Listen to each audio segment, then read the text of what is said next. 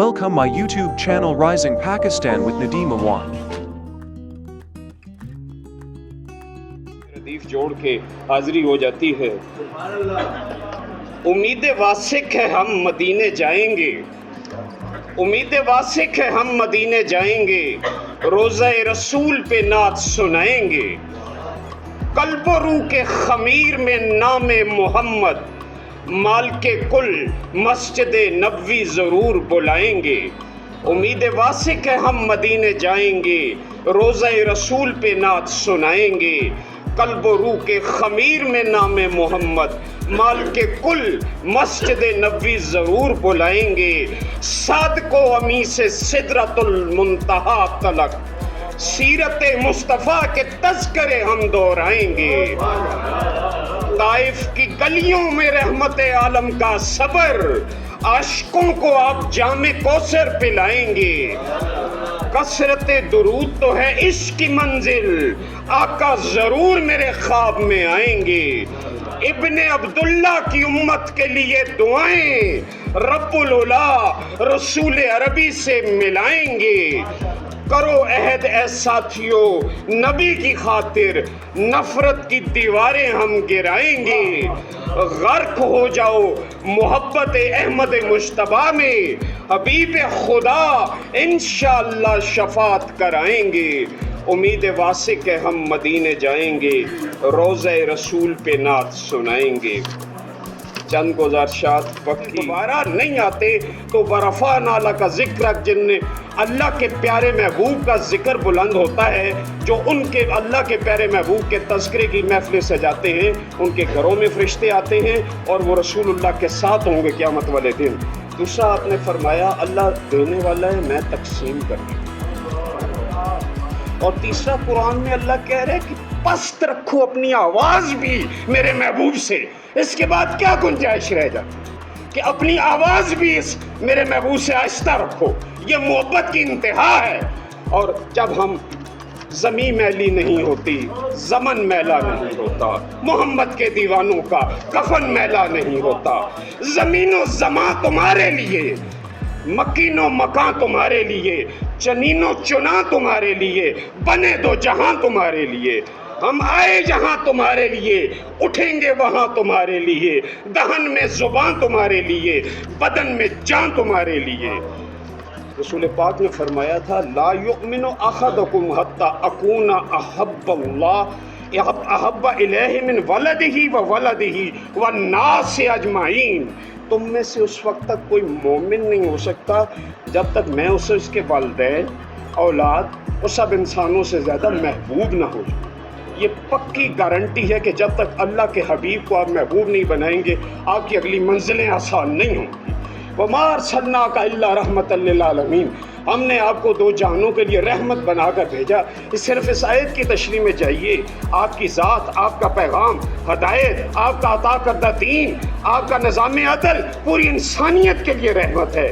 آپ صلی اللہ علیہ وسلم کے بارے میں جو اللہ نے کہا تھا نا وَلَسَوْفَ يُعْطِيكَ رَبُّكَ فَتَرْضَىٰ, اے میرے محبوب میں آپ کو اتنا عطا کروں گا کہ آپ خوش ہو جائیں گے. قرآن کھولیے, سورہ بقرہ آیت 279, آپ سے جنگ اللہ سے جنگ ہے. سورہ نساء آیت 80, آپ کی اطاعت خدا کی اطاعت ہے. سورہ نساء آیت 14, آپ کی نافرمانی خدا کی نافرمانی ہے. سورہ انفال آیت 13, آپ کی مخالفت خدا کی مخالفت ہے. سورہ نساء آیت 4, آپ کی طرف بلانا خدا کی طرف بلانا ہے. سورہ نساء آیت 100, آپ کی طرف ہجرت اللہ کی طرف ہجرت ہے. سورہ نساء آیت 136, آپ پر ایمان لانا خدا پر ایمان لانے کے لیے ضروری ہے. مائدہ آیت 33, آپ سے مقابلہ خدا سے مقابلہ ہے. مائدہ 56, آپ سے دوستی اللہ سے دوستی ہے. انفال آیت 20, آپ سے منہ پھیرنا خدا سے منہ پھیرنا ہے. انفال 24, آپ کے بلانے پر حاضر ہونا خدا کے بلانے پر حاضر ہونا ہے. انفال 27, آپ سے خیانت اللہ سے خیانت ہے. توبہ نمبر 1, آپ کی طرف سے کہی گئی چیز سے برات کا اظہار اللہ کی طرف سے برات کا اظہار ہے.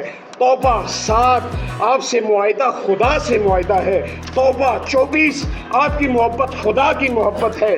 توبہ 29 آپ کا کسی شے کو حرام قرار دے دینا اللہ کا حرام قرار دینا. توبہ 59 آپ کی عطا خدا کی عطا اور آپ کا فضل و کرم خدا کا فضل و کرم ہے. توبہ 62 آپ کی رضا خدا کی رضا اور آپ کو راضی کرنا خدا کو راضی کرنا ہے. توبہ 74 آپ کا کسی کو مال دینا اور غنی کرنا خدا کا غنی کرنا ہے. اور توبہ 90 آپ سے جھوٹ بولنا اللہ سے جھوٹ بولنا ہے. ورفعنا لک ذکرک. سب سے پہلے تو میں لفظ پیر کی وضاحت کرتا ہوں. پیر اگر اپنے حقیقی معنوں میں یعنی بڑی عمر کے فرد کے حوالے سے ہو تو میں واقعی پیر ہوں.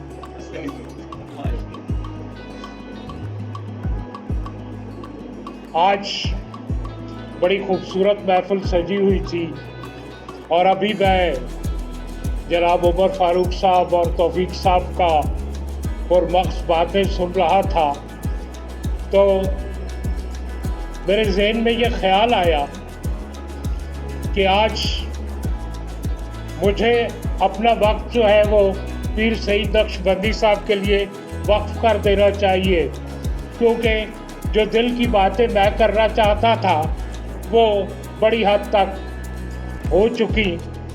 صرف ایک عرض کرنا چاہتا ہوں کہ حضور اکرم صلی اللہ علیہ وسلم کو رحمت عالم رحمت العالمین بنا کر بھیجا گیا، اور یہاں عالمین کا لفظ جو ہے وہ بڑا معنی خیز لفظ ہے. اگر عربی زبان کے حوالے سے اس جہان اور اگلے جہان کی بات ہوتی تو پھر رحمت العالمان ہوتا. جب رحمت العالمین کہا گیا ہے تو اس کا مطلب یہ ہے کہ جہاں جہاں خدا قہار و غفار کی ربوبیت ہے وہاں وہاں پیارے آقا صلی اللہ علیہ وسلم کی رحمت بھی موجود ہے، اور ان تمام عالموں میں جو خفی ہیں یا جلی ہیں ان میں وہ رحمت موجود ہے. اور درود پاک ایک ایسی عبادت ہے کہ جس کے رد ہونے کا کوئی امکان موجود نہیں. یہ مقبول عبادت ہے. جس طرح مجھ سے پہلے بھی مقررین نے کہا کہ تمہاری نمازیں، تمہارے روزے، تمہارے حج، تمہارے زکوٰۃ، تمہاری عمر بھر کی بندگیاں کسی ایک چٹکی میں اڑ جائے گی، لیکن درود شریف ایک ایسی بات ہے کہ جب آپ ایک دفعہ درود شریف پڑھیں گے تو 10 بار خداوند کریم آپ پر رحمت بھیجے گا. اور جو پیغام ہے وہ یہی ہے کہ قل ان کنتم تحبون اللہ فاتبعونی یحببکم اللہ.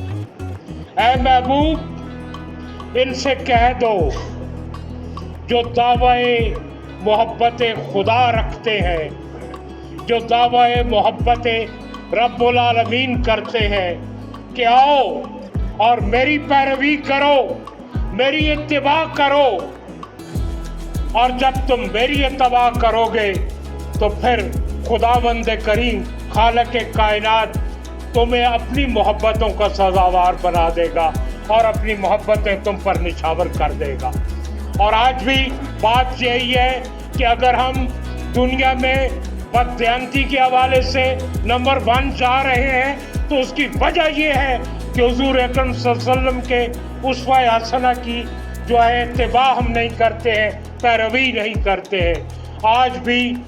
آج بھی تمام عمائدین سلطنت کو یہ چاہیے کہ وہ حضور اکرم صلی اللہ علیہ وسلم کے اسوہ حسنہ کے مطابق ہماری تربیت کا انتظام کریں، اور ہمیں پتہ چلے کہ حضور اکرم صلی اللہ علیہ وسلم نے اپنی زندگی میں کس انداز میں گزاری ہے. ہم بھی اگر اسی انداز میں گزاریں گے تو پھر کوئی وجہ نہیں کہ ہم بھی بہت آگے ہو گئے. وصلی اللہ نوراً کذو شد نورہا پیدا. اس کا یہ اکثر تواتر کے ساتھ اہتمام کرتے رہتے ہیں۔ میرے ایک دوست ہیں بہت پڑھے لکھے، سیرت رسول پر اکثر تقریر کرتے ہیں، تو میں نے ان سے پوچھا ایک دفعہ کہ اگر رسول اکرم صلی اللہ علیہ وسلم کی ذات مبارک کو 2 لفظوں میں بیان کیا جائے تو وہ لفظ کیا ہوں گے؟ تو آپ نے کہا کہ 2 لفظ ہوں گے، حسن کلام اور حسن توام۔ یہ میرے رسول اکرم صلی اللہ علیہ وسلم کی بنیادی مرکزی خوبی۔ اس سنت کو آصف ملک اور راجہ اعجاز گور آگے بڑھا رہے ہیں، جس کے لیے ہم سب ان کے شکر گزار ہیں۔ بن جائے میری کھال سے پاپوش محمد، بن جائے میری کھال سے پاپوش محمد، رگ رگ ہو میری تسمہ نالین محمد۔ معزز حاضرین، ابھی میرے دوست کیپٹن صاحب نے بھی اس اشارتاً ذکر کیا، قرآن میں ہے کہ خبردار تمہاری نمازیں تمہارے منہ پر مار دی جائیں گی، اور تمہاری عبادتیں اور تمہارے روزے تمہارے منہ پر مار دیے جائیں گے۔ اپنی آواز رسول کی آواز سے بلند نہ کرو۔ میں لمبی چوڑی بات نہیں کروں گا، ایک چھوٹا سا واقعہ آپ کی سمع خراشی کرتے ہوئے سناؤں گا اور اجازت دوں گا۔ رسول اکرم صلی اللہ علیہ وسلم مسجد نبوی میں تشریف فرما ہیں، صحابہ اکرام بیٹھے ہیں، ایک ان پڑھ بدو آتا ہے اور پوچھتا ہے کہ آپ میں سے محمد کون ہے؟ فرمایا کہ میں محمد ہوں اور اللہ کا رسول ہوں۔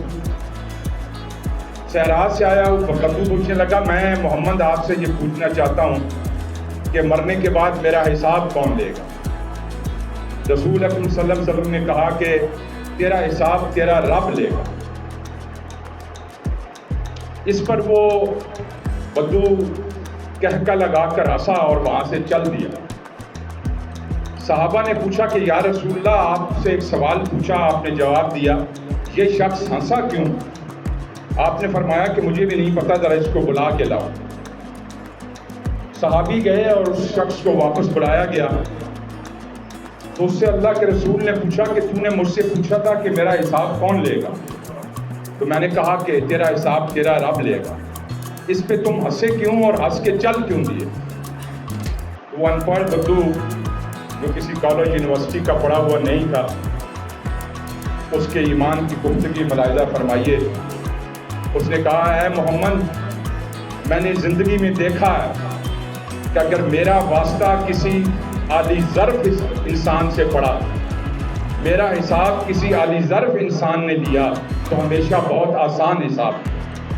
تو جب عالی ظرف انسان آسان حساب لیتا ہے، تو جب آپ نے فرمایا کہ اللہ حساب لے گا، تو میرا مطلب میں اتنا خوش ہوا کہ جب اللہ حساب لے گا تو کیا حساب لے گا؟ تو اللہ کے رسول نے صحابیوں کو کہا کہ اے لوگوں، اپنے رب پر اپنا گمان اس بدو جیسا رکھو۔ اللہ بخشنے والا ہے، معاف کرنے والا۔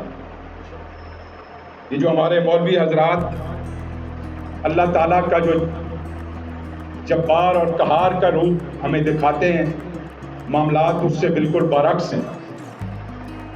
میں کچھ دن پہلے بھی ایک تقریب میں ایک واقعہ سنا رہا تھا۔ یہ واقعہ میں نے ممتاز مفتی صاحب کی کتاب ہے تلاش، اس میں پڑھا۔ میں نے سوچا کہ رٹی رٹائی پامال باتوں کے بجائے وہ واقعہ آپ کے ساتھ شیئر کروں۔ تصوف کی بات ہے کہ ایک جنگل میں ایک پیر صاحب رہا کرتے تھے، اور ان کے چیلوں کا معمول تھا کہ دن میں ایک مقررہ وقت ان کو حقہ تازہ کر کے پیش کیا جاتا تھا۔ ایک دن ایسا آیا کہ وقت گزر گیا اور حقہ نہیں آیا، تو پیر صاحب نے پوچھا، تو چیلے نے جواب دیا، جی کہ آج آگ نہیں ملی، دیا سلائی نہیں ملی، تو اس لیے حقہ پیش نہیں ہو سکتا۔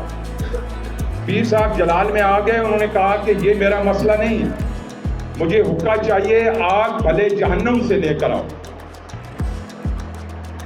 چیلا تھا، وہ جہنم کی تلاش پہ چل پڑا۔ چلتا رہا کئی برس تک چلتا رہا، جنگلوں آخر کار جہنم کے دانے پہ جا پہنچا۔ فرشتے وہاں پہرا دے رہے تھے، تو اس نے کہا کہ جہنم یہی ہے؟ انہوں نے کہا یہی ہے۔ اس نے کہا میں نے اپنے پیر کا حقہ جلانا ہے، مجھے تھوڑی سی آگ دے دیں۔ تو انہوں نے کہا بھائی یہاں سے جاؤ، یہاں کوئی آگ نہیں ہوتی۔ تو بڑا حیران ہوا۔ اس نے پھر کہا کہ دیکھیں میری مجبوری سمجھے، میں بہت دور سے آیا ہوں، مجھے تھوڑی سی آگ دے دیں۔ انہوں نے پھر اس کو کہا کہ بھائی آپ کو سمجھایا ہے یہاں آگ نہیں ہوتی، یہاں سے جائیں۔ کہا آپ عجیب بات کر رہے ہیں، یہ جہنم ہے اور آپ کہہ رہے ہیں کہ یہاں آگ نہیں ہوتی۔ تو فرشتے نے جو جواب دیا وہ آپ بھی سنیں۔ اس نے کہا ہے میرے دوست، یہاں جہنم میں کوئی آگ نہیں ہوتی، ہر جہنمی اپنے حصے کی آگ ساتھ لے کر آتا ہے۔ معزز حاضرین، ہمارے اعمال ہی ہماری سزا بھی ہیں اور ہماری جزا بھی۔ میں درود پاک کی اس محفل میں ایک آخری نقطہ آپ کی سماعتوں کی نظر کرتا ہوں اور اجازت چاہتا ہوں۔ جب ہم یہ دعویٰ کرتے ہیں کہ اسلام دنیا کا سب سے اچھا دین ہے، یہی ہمارا دعویٰ ہے، تو کیا سب سے اچھا کردار پیش کرنا ہماری ذمہ داری نہیں ہے؟ پچھلے برس میں جاپان میں تھا، تو وہاں ایک دن ہم گھوم رہے تھے، تو کچھ تبلیغی جماعت والے دوست بھی گھوم رہے تھے، آصف صاحب۔ تو عطاء الرحمان چودھری صاحب نے اپنے جو ہمارا میزبان تھا اس سے پوچھا کہ یہ لوگ یہاں کیا کر رہے ہیں تبلیغ والے، حسن بھائی؟ تو اس نے کہا کہ جاپان دنیا میں ایمانداری میں ملک صاحب نمبر 1 ہے، پاکستان 160ویں نمبر پر ہے، یہ یہاں تبلیغ کرنے آئے ہیں کہ تم بھی ہم جیسے بن جاؤ۔ معزز حاضرین، نعرے لگانے، سرور میں سر جھکانے بہت اچھی بات ہے، اصل بات یہ ہے کہ میرا پیغمبر وہ پیغمبر ہے کہ جب آپ نے کافروں سے کہا کہ میں اگر کہوں کہ پہاڑ کے اس طرف دشمن کی فوج کھڑی ہے تو کیا مانو گے؟ انہوں نے کہا بالکل نہیں مانیں گے، مگر کیونکہ آپ کہہ رہے ہیں اس لیے مانیں گے۔ معزز خواتین و حضرات، ہمیں رسم رسومات سے آگے بڑھ کر اپنی اخلاق کی تربیت کرنی چاہیے اور اسوہ حسنہ کی پیروی کرنی چاہیے۔